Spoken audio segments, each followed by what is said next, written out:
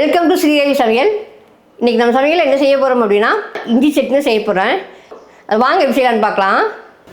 பாருங்கள், இஞ்சி சட்னி செய்யறதுக்கு நான் வடச்சட்டி அடுப்பு வச்சுருக்கேன்.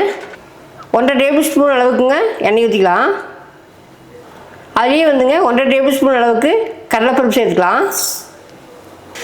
1/2 டேபிள் ஸ்பூன் அளவுக்கு உளுந்தம்பருப்பு சேர்த்துக்கலாங்க. ரெண்டையும் போட்டு வதக்கி விடலாங்க. நல்லா பொன்னிறமாக வரட்டு. அதுக்கப்புறம் நம்ம எடுத்துக்கலாம். மீடியம் ஃப்ளேம்லேயே வச்சு நல்லா வறுத்து விடலாங்க. பாருங்கள், கடலைப்பருப்பு உளுந்தம்பருப்பு நல்லா பொன்னிறமாக வதங்கி வந்துச்சு. இது அப்படியே எடுத்துடலாம். எண்ணெயை வடிச்சிட்டு அப்படியே எடுத்துக்கலாம். அந்த எண்ணெய் அப்படியே இருக்கட்டு. பாருங்கள், அதே எண்ணெயில் 1/2 கப்பு இஞ்சியை கட் பண்ணி வச்சுருக்குறேன். அதை போட்டுக்கலாங்க. இந்த அளவு சின்னதாக கட் பண்ணி எடுத்துக்கோங்க. அப்புறம் எண்ணெயில் நல்லா வதங்கி வருங்க. அது கூட கருவேப்பிலை போட்டுக்கலாங்க. இஞ்சி எண்ணெயிலே நல்லா வதங்கினாத்தேங்க அதுக்கு காரத்தன்மையெல்லாம் கொஞ்சம் போகும்.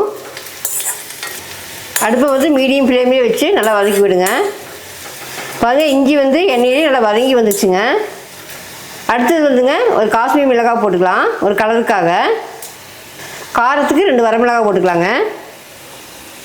கூடவே சின்ன சைஸ் புளி போட்டுக்கலாம். போட்டு எல்லாம் நல்லா வதக்கி விடலாங்க. பாருங்கள், எல்லா சாமானும் நல்லா வதங்கிடுச்சு. இஞ்சி, வரமிளகாய், புளியெல்லாம் போட்டோம் இல்லைங்களா, எல்லாம் வதங்கி வந்துடுச்சு. இதெல்லாம் எடுத்துடலாங்க. பாருங்கள், எல்லா சாமானும் மிக்ஸி ஜாரில் போட்டேன். அது கூட சின்ன துண்டு வெல்லம் போட்டுக்கலாங்க. சட்னிக்கு தேவையான உப்பு போட்டுக்கலாங்க.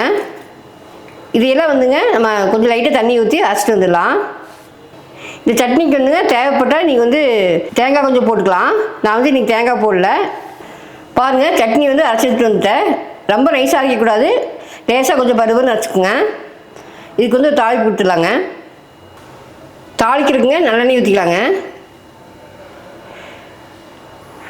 2 கடுகு போட்டுக்கலாம். கடுகு பொரிச்சிச்சுங்க. உளுந்தம்பருப்பு போட்டுக்கலாம். கடுகு உளுந்தம்பருப்பு பொரிச்சிச்சுங்க. 2 வரமிளகாய் போட்டிருக்கேன். அது பொரிஞ்சிச்சு. 2 கருவேப்பிலை போட்டுக்கலாங்க.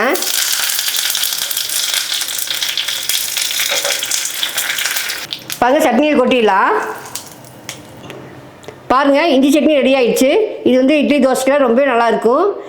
நீங்கள் இதே மாதிரி செஞ்சு சாப்பிட்டு எப்படி இருக்குன்னு சொல்லுங்கள். பிடிச்சதுன்னா நம்ம சேனல் சப்ஸ்கிரைப் பண்ணுங்கள், லைக் பண்ணுங்கள், உங்கள் ஃப்ரெண்ட்ஸ்க்கெலாம் ஷேர் பண்ணிவிடுங்க.